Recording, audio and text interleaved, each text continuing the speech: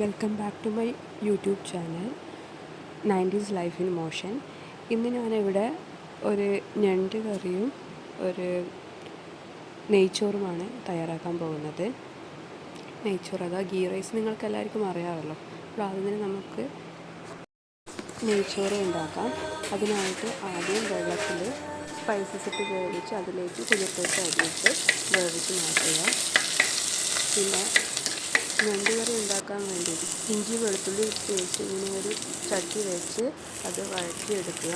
അതിൻ്റെ കൂടെ ഉള്ളിയും കൂടി ചേർത്ത് നല്ലപോലെ വറുക്കുക.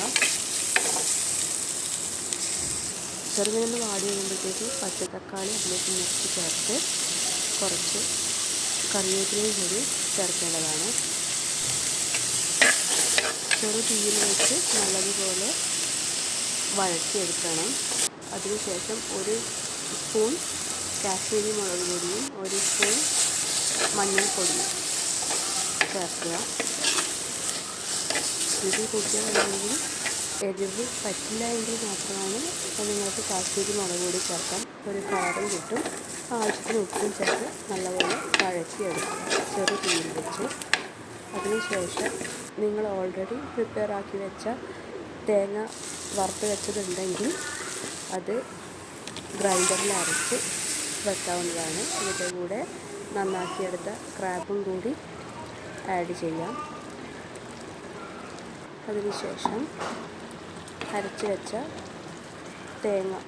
വറുത്ത് വെച്ച തേങ്ങ അതിലേക്ക് ചേർക്കുക. നല്ലതുപോലെ കറി വേവുന്നത് വരെ കാത്തു നിൽക്കുക. ഇതിലെ എല്ലാ മസാലയും ആ ഞണ്ടിൽ പിടിക്കേണ്ടതാണ്. നല്ല ടേസ്റ്റാണ് കേട്ടോ നെയ്ച്ചോറിൻ്റെ കൂടെ ഇങ്ങനെയൊരു ഞണ്ട് കറി കൂട്ടി കഴിക്കുന്നത്.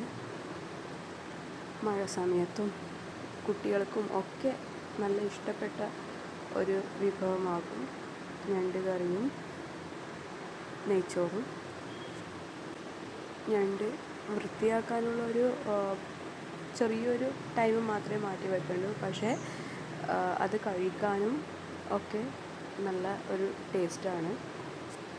പെട്ടെന്ന് തന്നെ നമുക്ക് ആക്കാൻ വേണ്ടി പറ്റുന്ന ഒരു കറിയാണ് ഞണ്ട് കറി. എല്ലാ കുട്ടികൾക്കും വളരെ ഇൻട്രസ്റ്റിങ്ങോടെ കഴിക്കാൻ വേണ്ടി പറ്റുന്ന ഒരു കറിയാണിത്.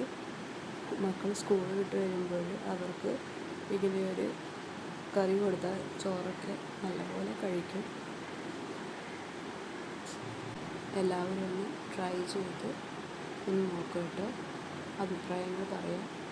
ചാനൽ ഫോളോ ചെയ്യുക. 90s life in motion.